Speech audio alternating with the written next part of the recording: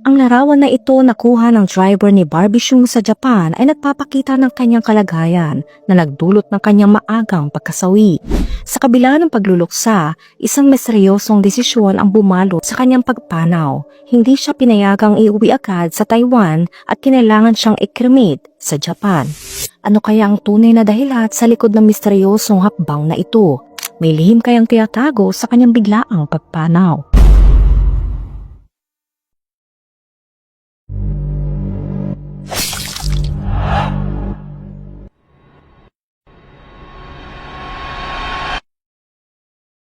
Noong February 2, 2025, patuloy na yumanig sa industriya ng entertainment ng China ang balita tungkol sa pagpanaw ni Barbie Xiong, na kilala nating Sunshine ng Meteor Garden. Ito ay nangyari sa gitna ng pagdiriwang ng Lunar New Year. Sa simula ng bagong taon, bumiyahe ang aktres kasama ang kanyang pamilya patungong Japan. Sa kasamaang palad, nahawa siya ng trangkaso ng mantong sa pulmonya at kalaunan ay naging sanhi ng kanyang pagkasawi.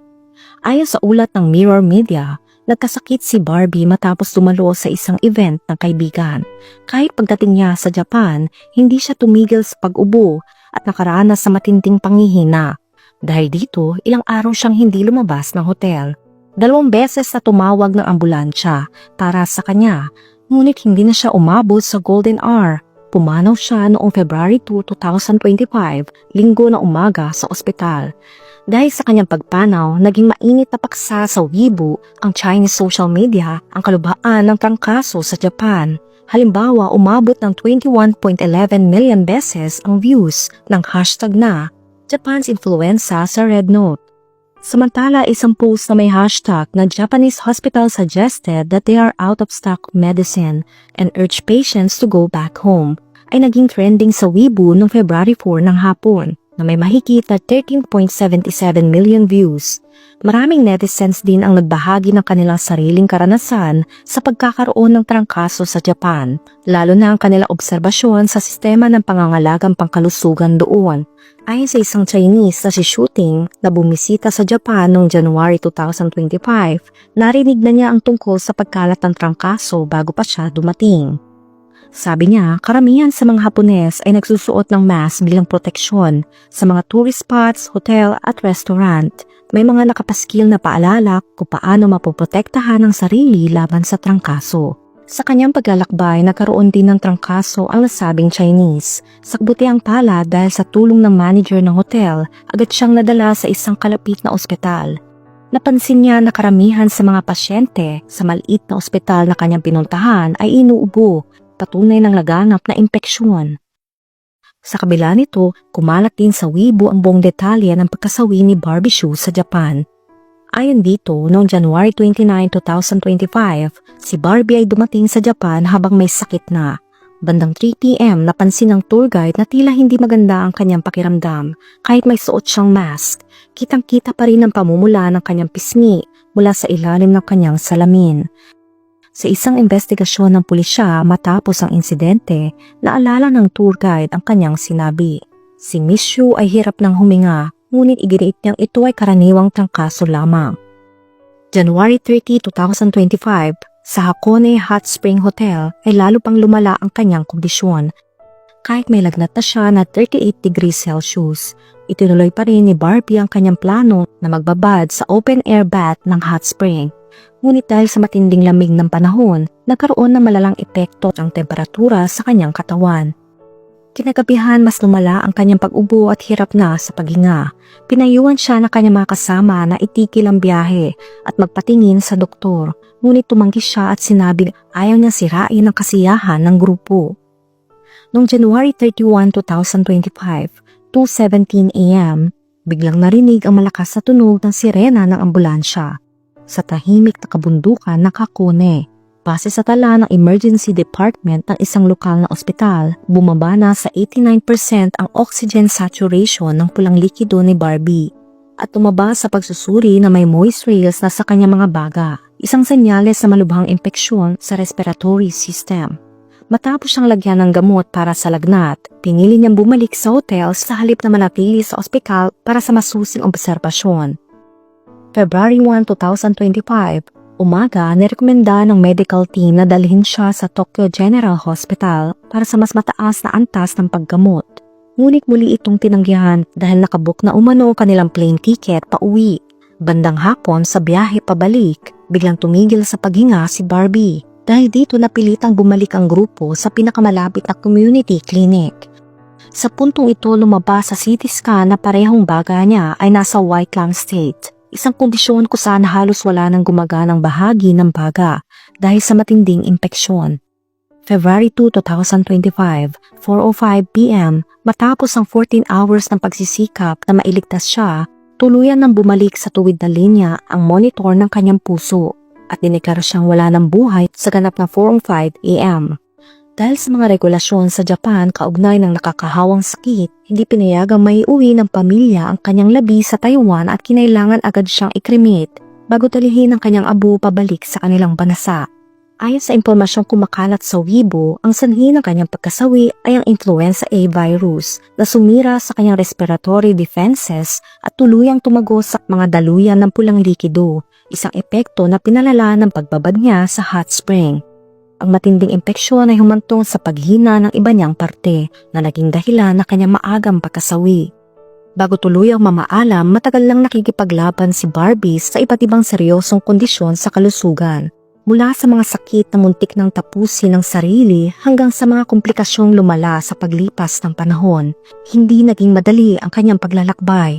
Ano-ano nga bang matitinding issue na ito at paano ito nakaapekto sa kanyang huling sandali?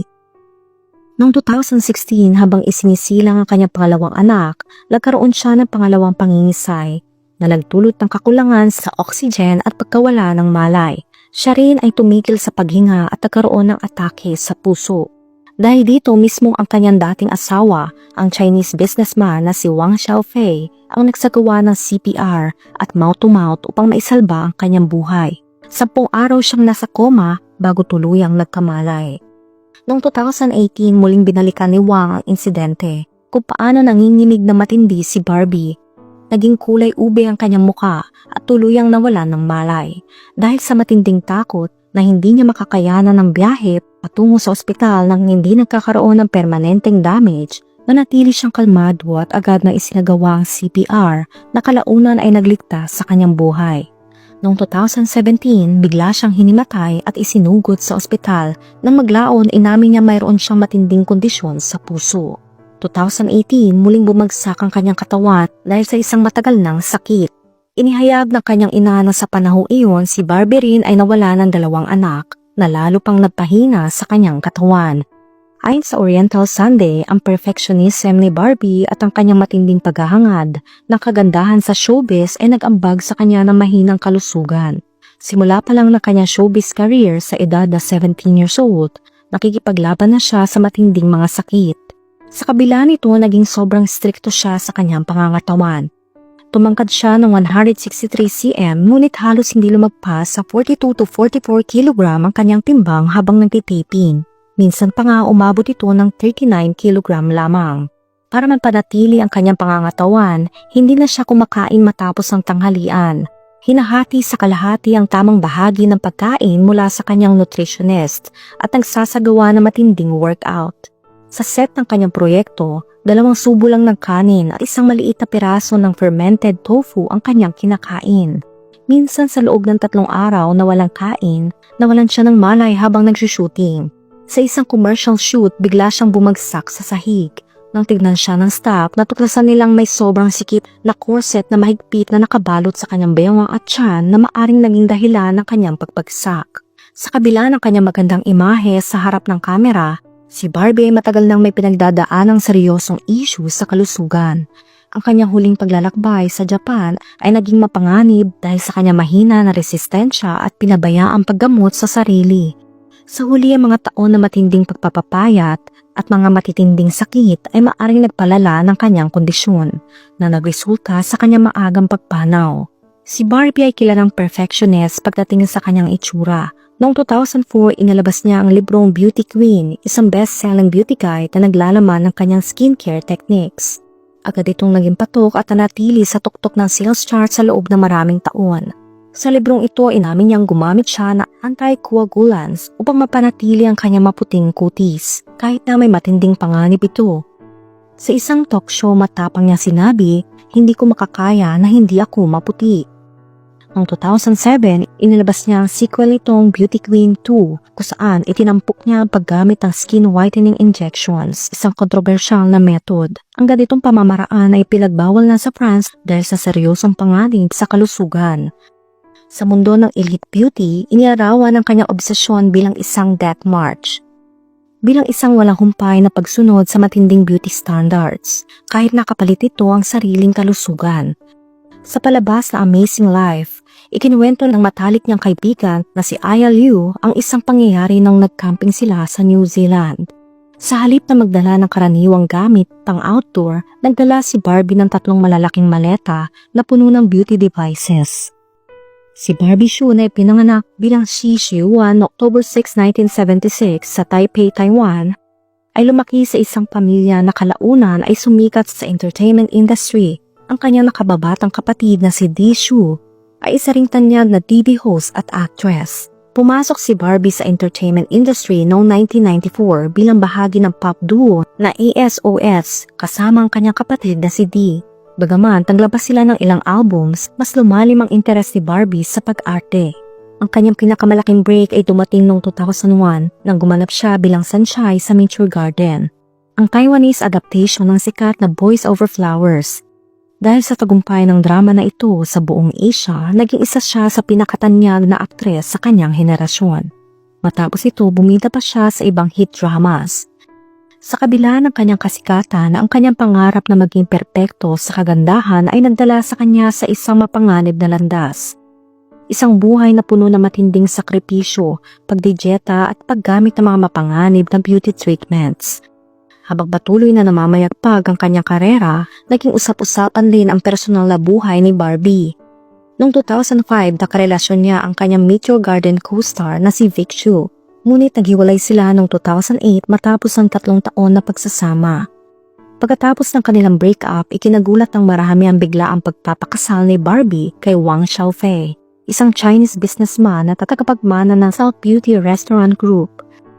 Nagkakilala sila noong 2010 at matapos lamang ilang linggo ng pangliligaw, nagpakasal na sila. Nabiyayaan sila ng 2 anak, isang anak na babae na si Wang Xiyue na pinanganak noong 2011 at isang anak na lalaki na si Wang Xilin na pinanganak noong 2016. Gayunpaman, hindi naging madali ang kanilang pagsasama.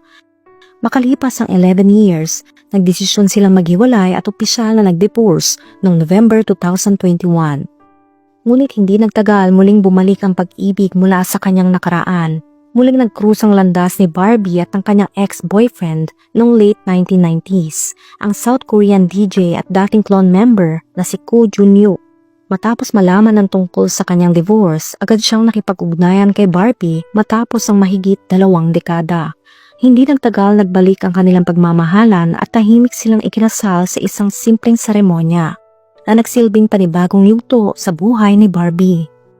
Sa kabila ng lahat ng pinagdaanan, nanatili siyang isang iniidolo sa Asian entertainment industry. Patuloy na hinahangaan hindi lamang sa kanyang talento kundi pati na rin sa kanyang pagiging matapang sa pagharap sa buhay. Matapos ang kanyang pagpanaw, isa sa pinakapinag-uusapang paksa sa Weibo ay ang kanyang mga ari-arian at yaman.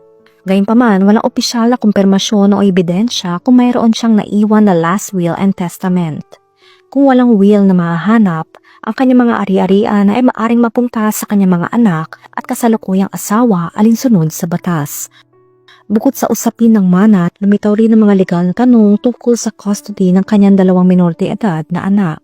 Pero ayon kay Taiwanese lawyer Lu na iniulat ng Dim Sum Daily, ang mga naiwang ari-arian ni Barbie ay hahatiin sa pagitan ng kanyang asawang si DJ Koo at ng kanyang 2 anak. Dahil menor de edad pa ang kanyang mga anak, ang kanilang bahagi ng mana ay maaring pangasiwaan ng kanilang legal guardian na walang iba kundi ang kanilang ama at ex-husband ni Barbie na si Wang Xiaofei. Dahil dito lumitaw ang mga pangamba tungkol sa posibleng hindi pagkakaunawaan o alitan sa pagitan ng mga partido. Bagaman karaniwan na nagtatayo ng trust fund ang mga responsableng tagapangalaga upang maprotektahan ang kinabukasan ng mga bata, nagbabala si Lou na maaari magkaroon ng mga legal na labanan kung sakaling may ibang motibo sa likod ng pamamahala sa mga ari-arian. Sa ganitong kaso, maaaring magkaroon ng mahaba at masalimuot na usaping legal upang matiyak na ang kayamanan ni Barbie ay mapupunta sa tamang mga kamay at magagamit ang kanyang mga anak sa hinaharap. Ayon naman sa kanyang nakababatang kapatid na si Jisoo, hindi na sila magsasagawa ng farewell ceremony para kay Barbie. Sa isang pahayag, sinabi niya, si Big S ay ligtas nang nakabalik noong February 5. Maraming salamat sa lahat ng media friends na naghihintay sa kanya sa kabila ng lamig. Naniniwala ako na masaya at malaya na siya ngayon sa langit. Hindi kami magsasagawa ng farewell ceremony dahil siya ay isang taong low-key. Kung nais niyong alalahan siya, gawin niyo na lang ito sa inyong mga puso. Lubos kami nagpapasalamat sa inyong pagmamahal para kay Shiyuan. Ngunit bago pumanaw si Barbie ay maraming beses niyang binanggit sa kanyang mga kaibigan kung paano niya gustong ipagdiwang ang kanyang farewell ceremony. Ayon sa ulat ng Taiwanese media, madalas niyang sinasabi, ang pinakanais ko para sa farewell ceremony ay maging masaya at puno ng kasayahan. Gusto ko ang lahat ay uminom ng paborito kong champagne, kumain ng masasarap na pagkain at magsama-sama. Huwag kayong iiyak. Noong una inakala ng kanyang mga kaibigan na nagbibiro lamang siya, ngunit sa hindi inaasahang pagkakataon, pumanaw siya ng biglaan. Ngayon sa tuwing maaalala nila ang kanyang huling hiling, hindi nila mapigilang malungkot at manghinayang sa kanyang biglaang pagpanaw. Ikaw, ano masasabi mo sa kwento natin ngayon? May mensahe ka ba kay Sanchay? Let me know sa comment section. Kung nakaabot ka sa video na ito ay maraming salamat. Huwag kalimutan mag-like, share, subscribe, and turn on the notification. Ingat ka palagi. Ciao!